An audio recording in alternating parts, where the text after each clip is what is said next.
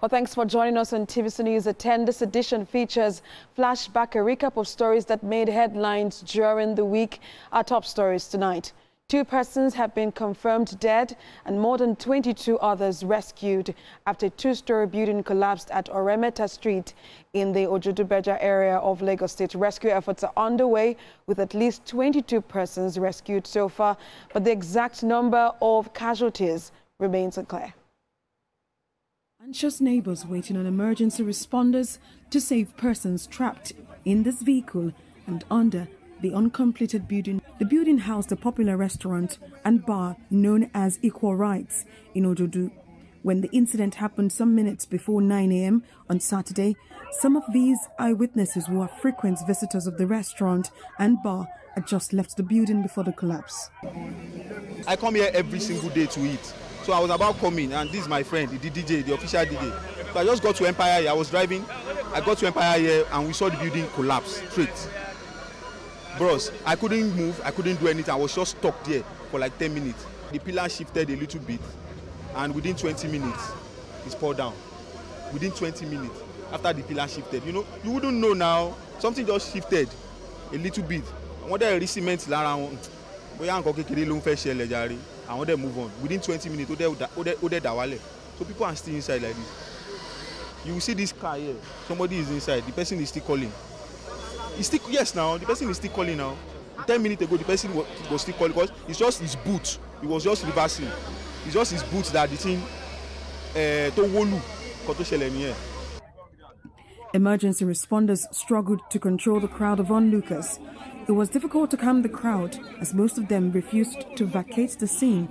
For them, the emergency responders were slow in the search and rescue operation. But it seems the operation is pretty slow. What's the caution here? No, because we are having different information. They inform us that people are still under the rubble. So with that, we have to be systematic about it. We have to move from one layers to another layers. When we got to any layer, we will first of all look at it and make sure that there is nobody under the rubble. And after that, we move to another layer. For the special advisor to the Lagos State Governor on EGIS and Planning Matters, Olajide Babatunde, the building had been abandoned for 15 years. He questioned why the old building, which housed the restaurant, was under construction after its permit had expired. It may have been under construction for 5 years even before that. So it's not a regular collapse. It's a collapse that may not be as a result of they not doing the right thing, but maybe the owner of the building just ran out of funds, or maybe there is litigation. I don't know why, but the building has been abandoned for 15 years. Not a building that is expected to be occupied without a completion certification and fitness for habitation. That building is not fit for habitation.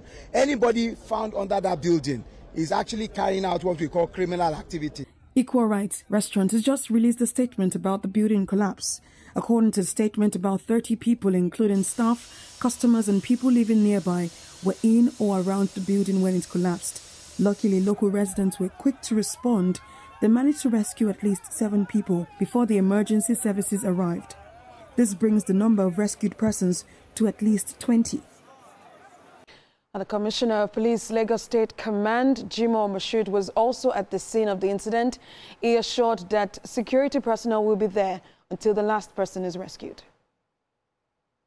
We still believe that quite a number of people are still trapped under, and rescue effort is progressing with the assistance of all other security and safety agencies that are assisting the police in this rescue effort. We will continue to be here until the last person that is believed to be rescued. Thank you. We still believe there are, from information we gathered, there's still about 2 to 3 vehicles still under the collapsed building. And well, let's bring in senior reporter Theophilus Elama, who is at the scene and joins me on the news at this time. Theophilus, talk to us. What's the update that you can give us at this time?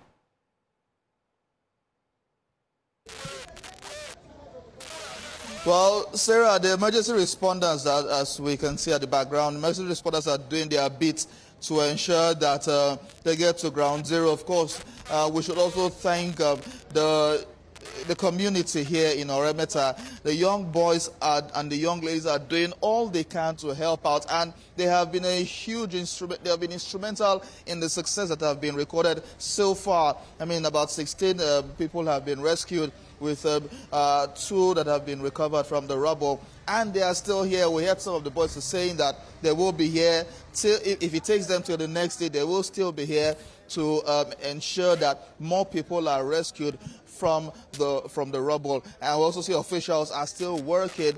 They're going to be working around the clock to ensure that this goes down. Of course, it might take a bit of time to get to ground zero, but the emergency responders say they are determined to get to ground zero. Of course, with crowd control, the police are doing all they can, employing different methods.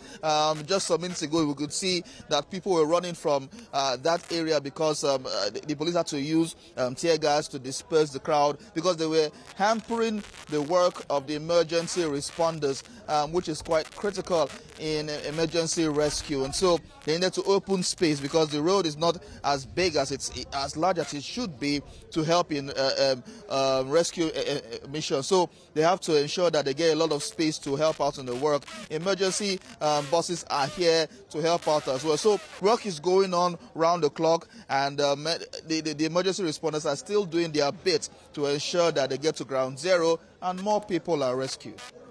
Theophilus, of course, this is 14 hours after this incident happened at about 8 a.m. today, and we still see that they're trying to rescue people. From the statement that we've gotten from the owners of this particular building, that's the Equal Rights restaurant, which the building housed, they said that 30 people were around the building as at the time this incident happened. What more can you tell us? Can you confirm the figures for us? Because we're seeing that there are some sort of conflicting figures as to how many persons have been recovered so far.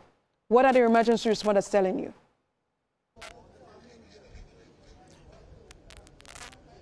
Well, the emergency responders are giving us the figures that they have, but from the statement from Equal Rights, like we have said, it seems like 30 people were there, and so it means that if they have to continue, we're expecting a bit less than 15 people in that rubble to be rescued or recovered. So we're going to be waiting for the emergency responders to do their work and see the number of people that are still remaining on the rubble, and of course we will ensure that the people are rescued safe and alive. Many of them have been taken to the government hospitals nearby and in Ikeja as well for treatments and all of that. So we expect that there will be more people rescued in no time. Already it's raining, and this will also hamper rescue efforts for the emergency responders. But from what we have seen so far, they are determined, and they are determined to do their bit to ensure that people are rescued. Like Equal Rights had said, 30 people. So we should expect at least about 13 people.